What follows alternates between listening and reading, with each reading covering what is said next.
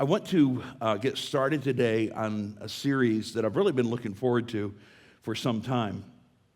And honest, truthfully, I will tell you straight up, I'm not as, I don't know that I've even said this publicly ever before, but I will say this: I'm not as prepared as I would like to be because of the events of the week. But I still feel very much like God has put this on my heart for me to share and for us to get started with this series. And so in doing so, I want to really talk to you today. The topic is going to be how to be respected. How to be respected. I think that every person in here, whether we would like to admit it or not, one of the things we want in life is to be respected.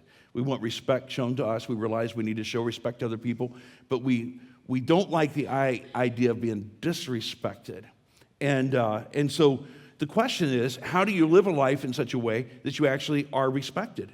Because one of the things that I've noticed is sometimes we want to demand respect, but then you have to ask the question, if you demand respect, is that true respect? And so sometimes we try to manipulate situations so that we will put ourselves in a place to get respect, but then we have to ask ourselves again, is that true respect? And so how is it that we can live a life where we can be respected? And one of the things about the statements of Jesus that just really amuses me, amazes me, and challenges me is that oftentimes he says things in a reverse fashion to how we tend to look at it, humanly speaking. We think about something, we think we got it figured out, then you read something Jesus says, and it's like the opposite of that. And this is one of those statements, and it kind of puzzles us sometimes because we live in a very self-made world. And so this statement is your memory verse, top of your sheet, from Luke chapter 14, verse 11. It says, "For all those who exalt themselves will be humbled. Those who humble themselves will be exalted." Now, I think our first take on that is that because someone who exalts themselves is not immediately humbled, that we have a tendency to think that sometimes it doesn't work this way. It seems like people who are very self-promotional, people who exalt themselves, who put themselves up as, the most important, who barge their way through things, who put other people down, it seems like as though those people often win. And so you look at that and you're going, well, this doesn't seem to work out that way. It seems like you better be tough and you better fight and you better scratch and claw your way to the top no matter who you're standing on, anything else. Otherwise, everybody else will run over you. Jesus says those who exalt themselves will be humbled.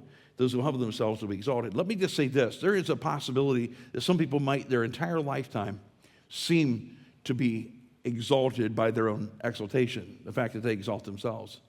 But Jesus, the Bible tells us that one day, every knee will bow and every tongue will confess that Jesus is Lord. So whether you decide to humble yourself under the mighty hand of God in this life, or whether you live an arrogant, self-exalted life, you will someday be humbled. And you can choose to humble yourself for this life and live a life of true humility for eternity, or you can decide to exalt yourself in this life and someday be humbled for all of eternity. And that humbling is a different kind of humbling than where we voluntarily humble ourselves. And so I would encourage you today to listen carefully, because sometimes humility is a very misunderstood idea. We've talked about it different times over the years, and but this is one of those statements of Jesus that I think sometimes it puzzles us. Sometimes they puzzle us. Sometimes we just read through it and we go, yeah, I know that kind of sounds good, and we move on. But Jesus not only made this statement, he made this statement within the context of a story. And so I'm going to read that story to you in our scripture lesson. It says, when he noticed how the guests picked the places of honor at the table, he told them this parable. When someone invites you to a wedding feast, do not take the place of honor, for a person more distinguished than you may have been invited. If so, the host who invited you will come and say to you, give this person your seat. Then, humiliated, you will have to take the least important place. But when you are invited, take the lowest place, so that when your host comes, he will say to you, friend, move up here to a better place. Then you'll be honored in the presence of all the other guests. For those who exalt themselves will be humbled, and those who humble themselves will be exalted. Now, this isn't a lesson on wedding etiquette. It's not saying, now Jesus wasn't going along and say, I need to just teach you a lesson about how to behave yourselves at weddings. That wasn't the idea here. This wedding is an illustration, and it's an example he used of how we should live our lives. And so what he's basically saying is when you do self-promotion, oftentimes you're going to find yourself demoted, and then you're going to wonder, why is all this bad stuff happening to me? Whereas if you live your life with the idea of being who you are, where you are, and not trying to be something else, God will be able to exalt you in a way that will honor him and will make your life even better. And yes, will give you some sense of recognition. I don't think his point is here that if you do, and in whatever setting you're in, find the lowliest seat and sit there, that you will always be asked to come up to the seat of honor. You know, you might go to several occasions, you might go to several events and sit on the lowest seat, so to speak. You might be left there. You know, someone may never come to you and say, hey, come up to this place of honor. Because it isn't called for in that situation. But what I would say is this.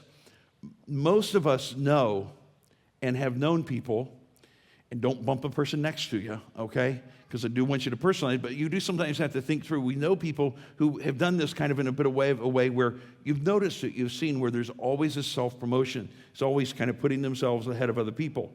And so now humility there's false humility. Some people will always, they'll go around saying, well, I can't do anything well. Well, I'm no good at this. I'm no good at that. And what they really are hoping that you will say, oh, no, you're great at that. It would be like, I know no one over here would ever do this, but, and I'm rarely ever on Facebook, so if you did, I wouldn't know, okay? But I know that none of you would ever put a picture of yourself on Facebook and say, this picture looks terrible. In the hopes that maybe everybody would say, oh no, that's an awesome picture of you. Oh, you look great. And you go, oh, I just knew I did, but I had to have that reassurance. Facebook has given everybody a great opportunity to do self-promotion. And there are those who will do it, and sometimes, and just thank God they're delusional enough they don't know they're doing it, or something, and so it's okay. Just don't get too hung up on that, okay? If you see somebody doing it, don't think it's your job to humble them. Let God worry about that, okay? But there's this sense of false humility. Oh, I look terrible today. Oh, I'm no good at this. I'm no good at that. Now, you might truly feel that, but the reality is this, that going around talking about how bad you are at things and stuff like that is not really beneficial to you or anybody else, and it typically is indication of kind of a false sense of humility. Now, let me just say this. Humility does not mean that you put yourself down. And it doesn't mean that you go around thinking negative thoughts about yourself or you feel bad about yourself. That isn't humility. Humility is more probably properly expressed by someone who would say, I can do all things through Christ who gives me strength. In other words, we believe in the potential that God has given us. It's our desire to live up to the potential God has given us. It's our desire to maximize on everything that God's given us the ability to do, but to realize that without the power of Christ, everything we do falls short of what it could. Because, there are people who accomplish great things in this life, in this world.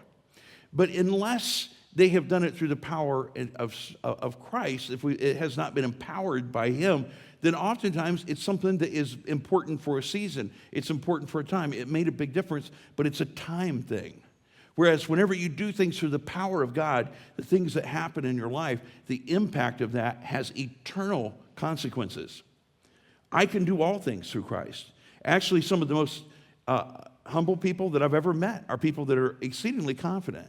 Because, see, true humility in the essence is simply, in the most basic essence is this.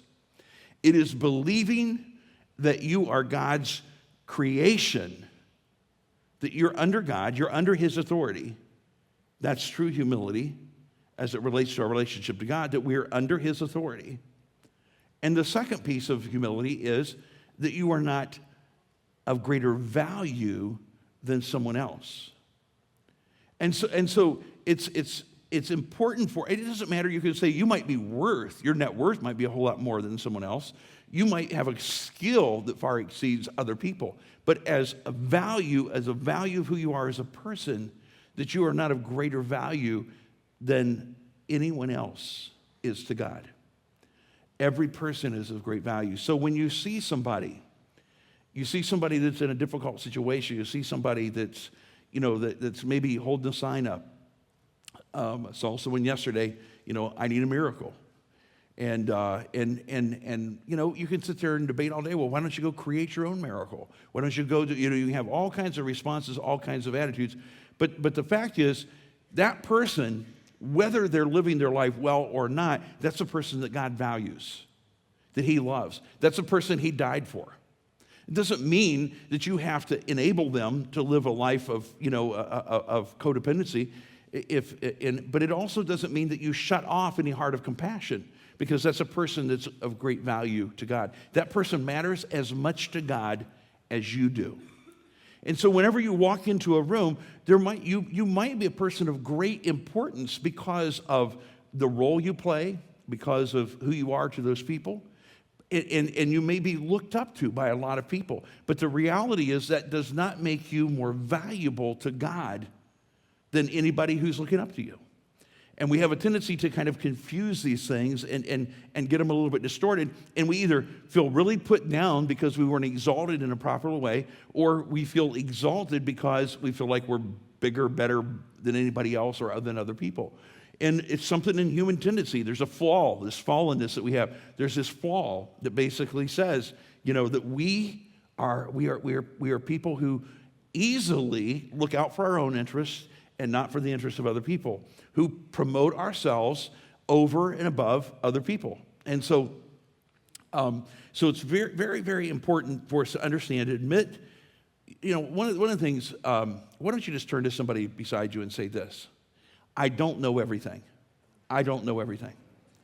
Now, if it's your spouse, please don't say, I already knew that. Please don't say that. Just let them admit it and be comfortable there, okay? I don't know everything. See, God wants us to be clear about who we are and about who He's made us. We are extremely important to Him. We are extremely loved by Him. We are His special creation. And He's gifted us, and we're capable of so many things. But we don't know everything, and we can't do everything. We all have blind spots. And so whenever we fail to see those things, we rob ourselves of living up to the full potential that God has for us. This is a statement that I would like to make related to the overall theme here. If you can't learn to do humility, don't expect a lot of blessing in your life. If you can't learn to live a humble life, don't expect a lot of blessing. Because whenever we're self-promotional, what happens is you take the opportunity away from other people to promote you, because you've already done it yourself. You even rob the opportunity of God to promote you because you're so busy promoting yourself. It isn't about promoting ourselves. It's about living up to the potential God has. Let God worry about how we get promoted, or we're not, or how we're recognized, or how we're acknowledged for that. I all of us are capable of having our feelings hurt. All of us are capable of feeling overlooked. All of us are capable. In fact, we're extremely, I think as human beings, we're very capable of all those feelings. In fact, sometimes people become specialists in those feelings. Nobody loves me. Nobody cares about me. Nobody notices all the things I do. If you're a mom, you automatically have to have some of those feelings. If you've done all these things for your children, you've helped them out, and they're still fussing and complaining, and you have to spank them, put them to bed. I'm just using language here. I'm not saying you really spank them, put them to bed, but I'm saying, at the end of the day, you just you never felt like anything came your way, and you feel like, all you did was give, and there's no recognition for that. And your husband, I'm getting a really stereotype here, but your husband came home and went on about his business and acted like the kids weren't there, and they, turned on the TV and did other things, like he didn't even notice. He didn't even acknowledge. He didn't even tell you he did a great job. I guess it's because the house is still dirty. I guess it's because the kids looked awful. I guess it's because, but see, it's easy for us to fall into that thing of going, I'm underappreciated, underpaid, and overexpected. And that happens a lot in life. But I will tell you this, if there's any place it happens, it's mothers.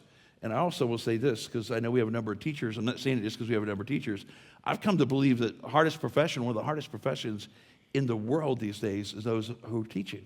It's a very, very difficult profession. So, my hat is off to you guys. And I just say, you are underappreciated and underpaid and undervalued oftentimes. But still, don't let that sour you. Don't let that make you miserable. And understand and realize that there still are, here's the deal. God is keeping record, and he keeps perfect record. And whether or not you felt acknowledged today by him from that, he is aware of what you do. In whatever category it is, and whatever you're doing, he is keeping perfect record, and we can count on that.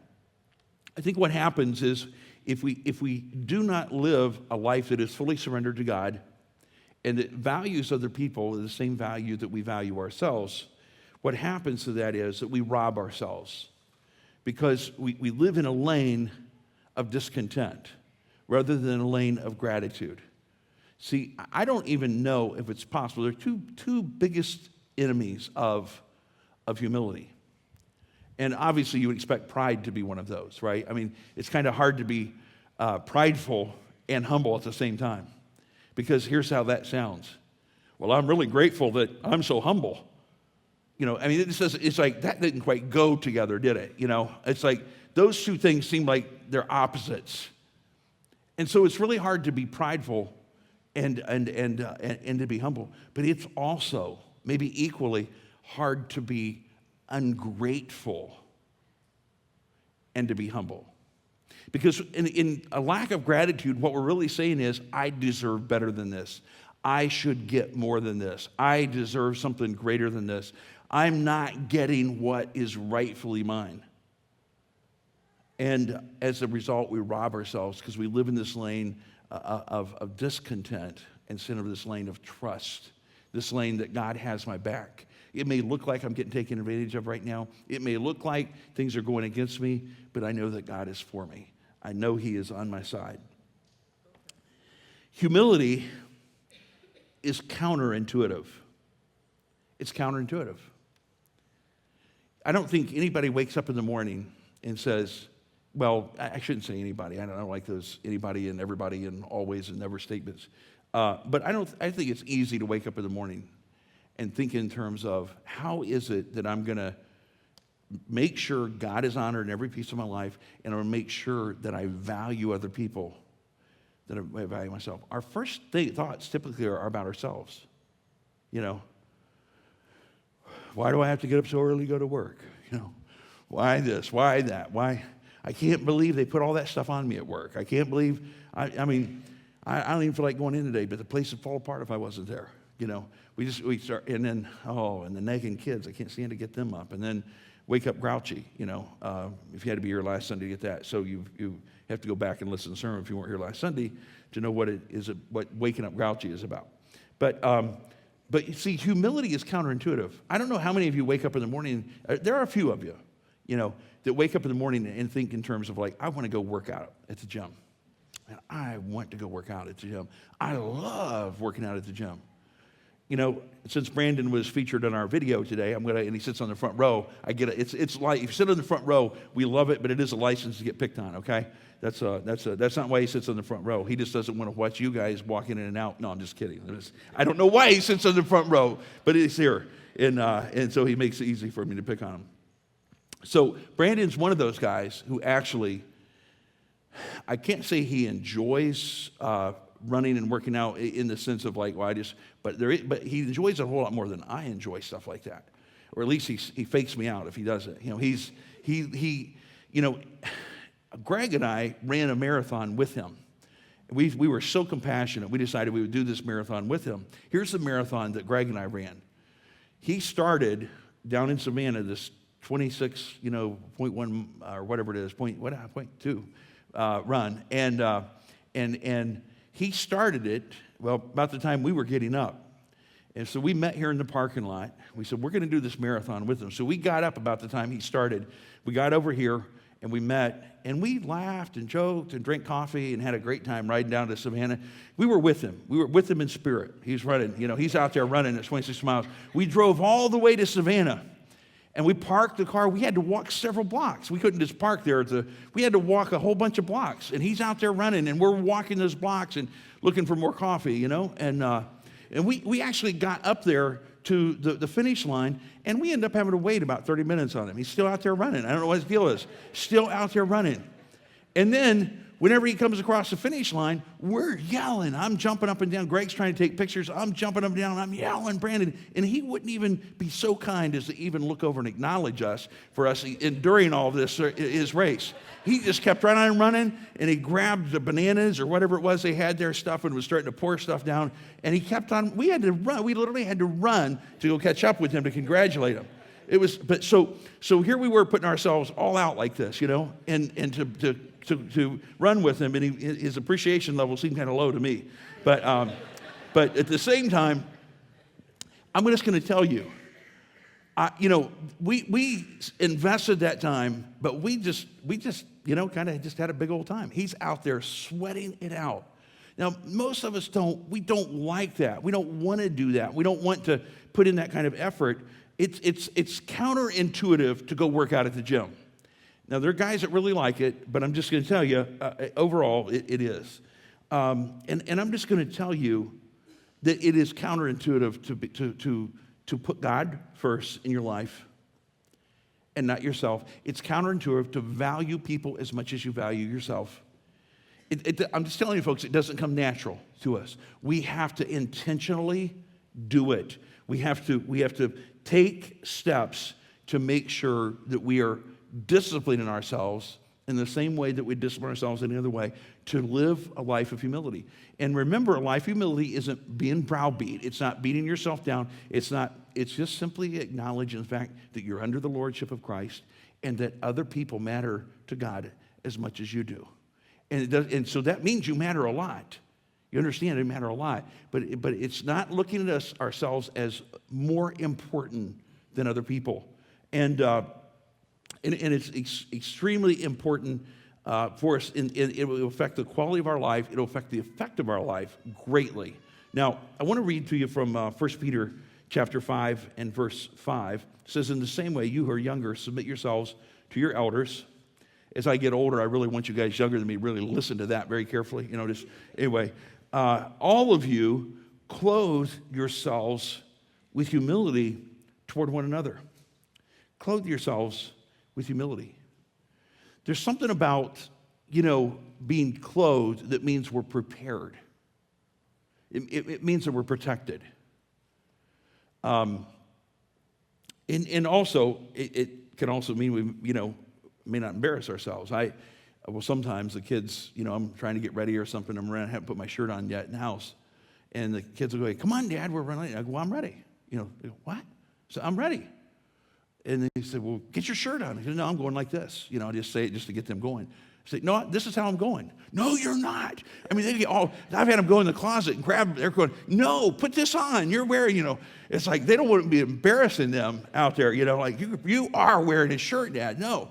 And so, so there's something about being clothed that means we're ready, we're prepared. It means we're protected. It means that we are suited for life. And so clothing ourselves with humility toward another puts us in a place where we are prepared, we're protected, we're in the right place. And I think that whenever we realize and understand that we have a great responsibility to treat people the way we want to be treated. The Bible, Jesus says that too. It's one of his statements as well. And understand this. Here's something else that goes on. Whenever you are exalted, whenever you are lifted up, whenever people do, lift you up or they do look up to you, all that doesn't mean you're better than anybody else. It just means you have more responsibility. And so if you're looking at to be lifted up, if you're wanting a position of importance so that people will think well of you, people will look up to you, understand that position of importance carries with it greater responsibility. And instead of looking at it as though this means I'm more important than other people because I have this position over other people, it should mean I have a greater responsibility now toward those people. And anytime that we get those things confused, and we see it happen all the time in our world, and I don't even need to list categories of places we see this happen, but we see it happen in our world, then people who have been lifted up and exalted and been placed in positions of importance, they end up doing more damage than good because it becomes about them rather than it being about the people that they're there to help. Without humility, you don't protect yourself, and you also oftentimes will misuse other people. Sometimes we think we're vulnerable. We're just real vulnerable if we're humble. But let me just suggest to you that humility is really a protector. I want you to look to the rest of the verses here in 1 Peter chapter 5 that I have in front of us. It says, because God opposes the proud, but shows favor to the humble. Humble yourselves, therefore, under God's mighty hand, that he may lift you up in due time. And this scripture is a very important scripture, not one we're going to focus on today, but cast all of your anxiety on him because he cares for you. Very important. If you haven't learned that, please memorize that. It's a wonderful verse to remember. Be alert and of sober mind. Your enemy, the devil, prowls around like a roaring lion, looking for someone to devour.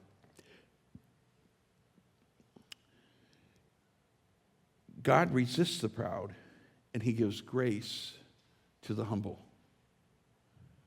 You know, do you want to be in a position where God is having to say, you know, I can't help you with this because you're helping yourself so much.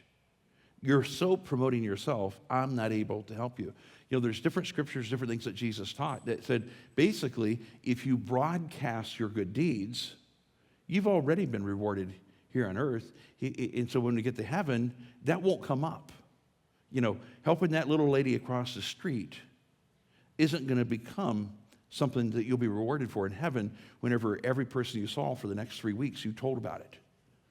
And you wouldn't believe what happened. And then I rescued her. I really helped her. I mean, something bad would happen. We just tell it over and over because you know what? It makes us look good. So we keep telling stuff. Listen, all the stories you tell that make yourself look good, they're great. And, you know, I enjoy even hearing them. But I'm just going to tell you, if you promote yourself, God's saying, oh man, I was going to promote you, but you did it yourself. So there we go. You know, he can't promote you when you promote yourself. You say, well, what am I supposed to do? Go around putting myself down? No, because that's not humility either. It's just allow God to tell on you or other people to tell on you, or just realize that maybe God will acknowledge that when you get to heaven and accept that as a reward that will be very, very worth it. You know, I love, and I've heard so many stories of people right here at Westtown over the years. Some of the people aren't even here at this time, but stories of how people have done things for other people. And I never even knew anything about it, never found out until years later, until the person they helped told me, just happened to sort of randomly mention, this was going on in my life, and this person showed up and they did this. And I'm like, wow, I never knew that. That's awesome. Now, that isn't losing their reward because they didn't go around telling it. I maybe knew that person very well. They never bothered telling me that they took this person groceries when they knew they were in need. They didn't come back and go, well, guess what I did this week? I went by so-and-so's and I got, I'm not saying there's anything wrong with telling somebody, but I'm just simply saying, make sure that you're not promoting yourself. Make sure that you're not doing things just so you look good in the eyes of other people. Do them because you love God, you're surrendered to him, and you value other people. That's true humility. God resists the proud. He gives grace to the humble. He gives us things we don't deserve.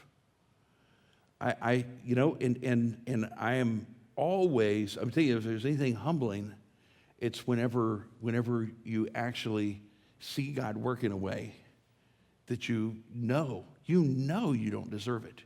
You know there's nothing you could have done to have earned it. You see him working in that way, and as a result, it should humble our hearts. It should cause us to go, man, God, I can imagine how great you are that you would have allowed that to happen.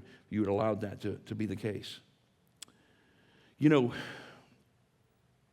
it's real easy for us when our pride is hurt to make decisions based on that. Well, if that's how they feel about me, then I'll just blah, blah, blah, blah. You know, I've known a few people, not too many, but a few people along the way that got their feelings hurt at work, and so they would say, it even said it to me. So I showed them, I just walked off the job. If I knew them well enough, I might say this. So tell me again what you showed them. Because see, here's what I'm hearing. You showed them that you're not going to get a paycheck. You showed them that you're putting yourself in a very vulnerable situation. You showed them that you probably have the character they thought you had. I mean, what did you show them? Well, because let me tell you, they'll replace you like that. And then you're out here struggling to find yourself. You know, it's important not to make decisions, and in particular major decisions, based on your pride being hurt. We'll tend to make the wrong decision most times whenever we do that. And what happens in that is, then I see this occasionally happen where someone will become reactionary. In other words, begin to live their life in this whole reactionary mode. Well, if this had worked out, if that had worked out, if they hadn't treated me this way, if the other people hadn't treated me this way, and if this hadn't gone wrong, if I'd had better parents, if I had this, if that, or the other, we begin to then live our lives making decisions based out of the fact that we feel hurt by people, or our pride is hurt. And so, here's what I want to tell you.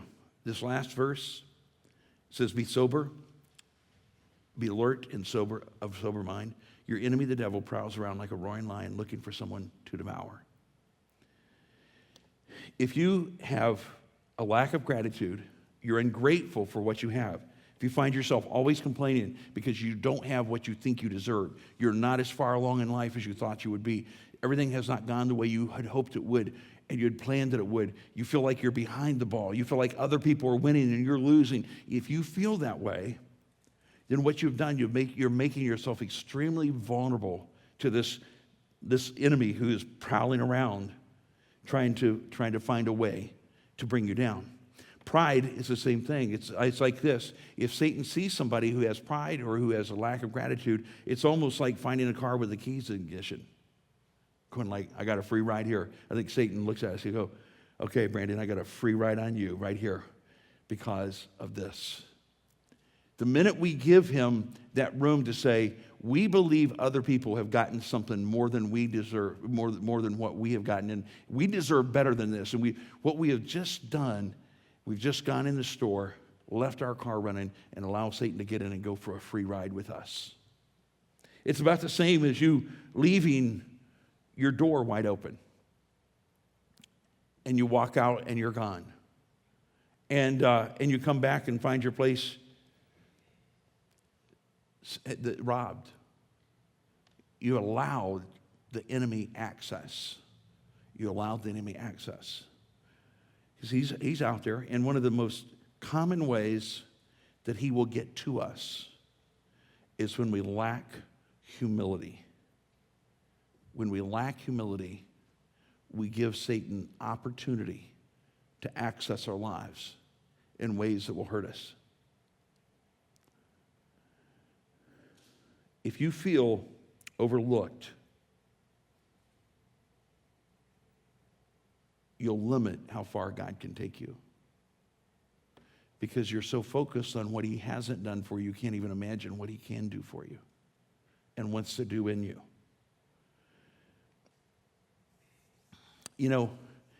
We kind of can live life one of two ways.